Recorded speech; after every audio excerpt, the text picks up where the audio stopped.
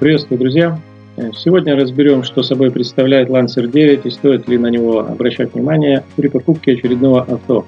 Линейка лансеров начинается с начала 80-х годов. Была спортивная версия, которая называлась Evolution, но о ней разговор заслуживает отдельного видео. Выпускался в кузовах седан и универсал. Металл кузова неплохой, но задние арки и места под передними крыльями покрываются ржавчиной, но стоит заметить, что она медленно прогрессирует. Автомобили, которые изначально обрабатывались антикором и хранились в гаражах, подобных проблем не имеют. Отделка салона немного аскетична, но все сделано качественно и ровно. Пластик подогнан очень хорошо, спустя годы на панели не скрипят и не кривятся от солнца, хотя в целом шумоизоляция салона весьма скромная. В зависимости от комплектации руль и панель приборов могли иметь несколько разновидностей. Привод передний, подвеска спереди обычная, сзади независимая многорычажная со стабилизатором поперечной устойчивости, что очень хорошо сказалось на управляемости. Lancer 9 на самом деле очень хорошо управляется и устойчив на дороге при различных скоростях.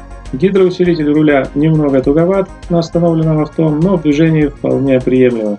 Тормоза хорошие и можно с легкостью точно контролировать усилия торможения, но все-таки идеальными их назвать нельзя. Частая проблема – это стук рулевой рейки. Большинство девятых лансеров в Европе встречается с двигателем 1.6. За его основу взят довольно старый мотор прежних годов, используется инжекторный впрыск топлива, блок двигателя чугунный, привод ГРМ ременной с одним натяжным роликом, установлено 16 клапанов, которые приводятся одним распредвалом. На практике это довольно надежный мотор, но очень слабый даже для седана. Нехватка мощности сразу появляется летом со включенным кондиционером и с пассажирами. При этом обгоны нужно просчитывать заранее и не рисковать, так как динамика становится очень вялой. У этого мотора всего две основных проблемы. Это негерметичность маслосъемных колпачков с последующим коксованием колец и расходом масла. Причем это происходит на пробегах около 150-200 тысяч километров. До недавнего времени ремонтных размеров поршневой группы в продаже не было, продавались только стандартные размеры, и многие пользователи, столкнувшиеся с заменой колец, спешно продавали свои авто.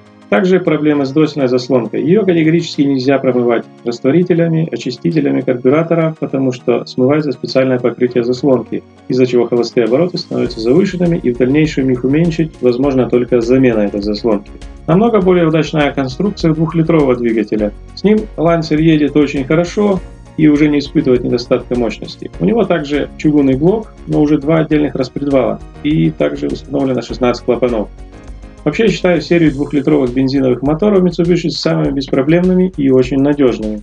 Коробки передач никаких жалоб обычно не вызывают и требуют минимум внимания. В приводе сцепления используется гидроцилиндр, который штоком нажимает вилку сцепления. Это, конечно, плюс, так как педаль сцепления всегда мягкая, в отличие от тросового привода, где при износе троса она становится все жестче.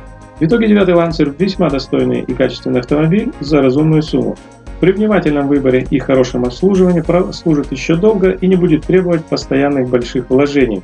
Благодарю всех за просмотр, всем удачного выбора!